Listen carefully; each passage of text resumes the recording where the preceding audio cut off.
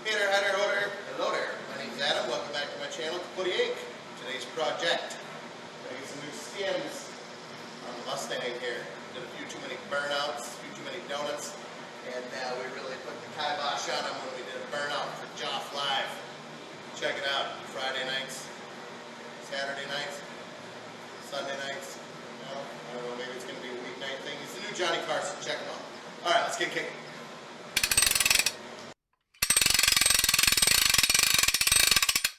Woohoo! Check out these bad bitches.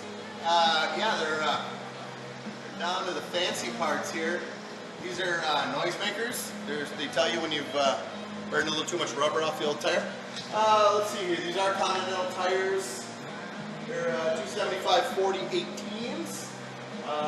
Conti Sport. What they're called. These raised white letters. I put these on here. Oh, we got a little chip there. Yeah, that's got a little close to a curve or something maybe. Anyways. Yeah, these are raised white letters. I actually got another set. Comes in a little kit like this from TireSticker.com. I do believe is the name. They're not paying me money, but they could if they wanted to. Yeah, you just clean the tire real good. Take your time, get them lined up.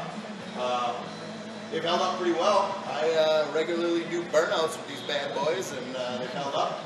Road trips, clearly they've been up against a curve. That little chip there, that little tasty picadillo. So, yeah, get these suckers off, get them over to the tire shop, and get them swapped out. Now we're going to peel the old wheels and tires off here. These are Celine knockoffs. I don't remember if I ordered, where exactly I ordered them from. Not actually Celine rims, they're the same ones, 5-foot. This is a 10-inch wide rim, 18 inches. We're going to take her off. I am certified badass. That's chrome socket on an impact. That's Milwaukee. Milwaukee is Algonquin for the good land.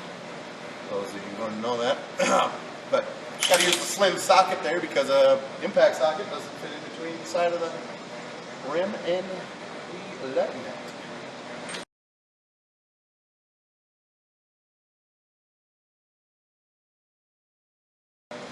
There we have it. Got the wheel spacer on there. I think that's just a 1-incher. Let's see here.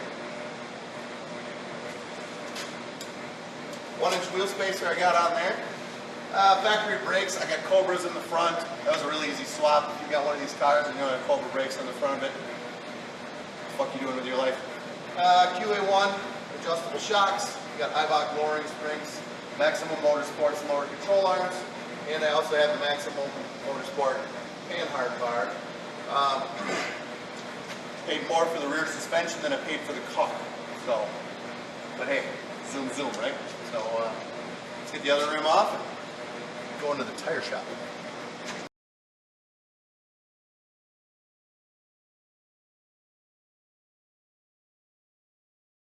These are Continental Extreme Contacts. Same size, they're the 245. 275/40 18s. Yeah. Z-rated tire? Yeah, Z-rated tire, so these are good to like, what, like 168 miles an hour or something like that, which is nothing for this bad bitch. Can't do 168 miles an hour in this car. Anyways, so, hold the new. Ow, and a sliver. Little tour under the car here. Maximum Motorsports band hard bar. This is to keep, this swings on a radius, so as long as this bar is fairly level through the travel of the suspension, it shouldn't make the rear end slide side to side, because in a normal car, if you don't have this, all you got is these rubber bushings. These are actually poly bushings here or whatever, same at the bottom. They're just keeping your rear end from shuffling back and forth. So this keeps your rear end planted, so there's no, it makes it more predictable. The most important part is the car is predictable. You don't want to be going around the corner and you don't know whether or not the car is going to hop on you or if it stays stable. So having the panhard bar creates a lot of predictability. So that's important when you don't want to roll something. Yeah, exhaust. This is on the car when I got it, manual flow exhaust. Up to an X pipe. I think it's like 2.5-inch. Maybe it's 3-inch, I don't know. It was on the car. It was the only thing worth a shit on the car when I got it, besides the plastic pedal covers and whatever racing from Walmart. floor mats.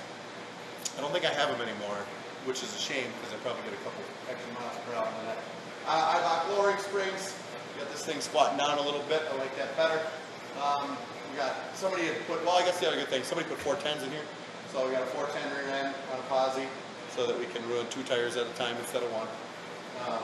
Eventually we're going to upgrade to Cobra brakes in the rear, which my understanding isn't a whole lot different. We just move the same caliper out a little farther with a different bracket, and then you run a bigger vented rotor versus these are just single plates here or whatever. So I'm glad they don't hold very well because I like doing standing burnouts. This is my thing.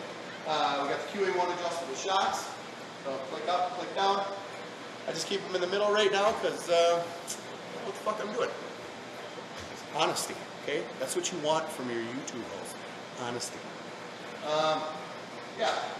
This is a Maximum Motorsports sway bar as well. I don't know the size on it. It's probably like a 7/8 or an inch, something of that order. Moving forward, I got the Maximum Motorsports subframe connectors. Those are important on these cars because these are better than Fox bodies, but they're still not as rigid. They're still not super rigid, so I noticed the difference in that with the car creaking and stuff a lot. It doesn't. This car's got a little rust in it, but it's not too bad considering I think it's lived its whole life in Minnesota. So, all right. Enough of that. Let's get back to it.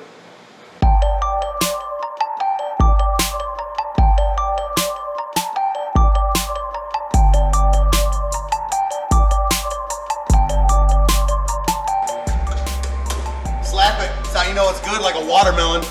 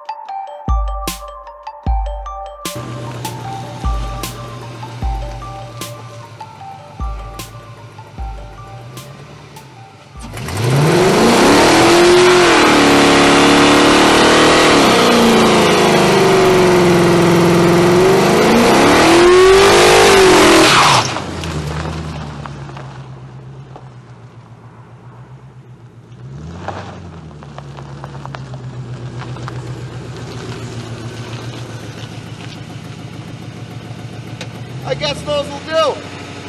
Thanks for watching. Please comment, subscribe, and like. We'll see you on the next one.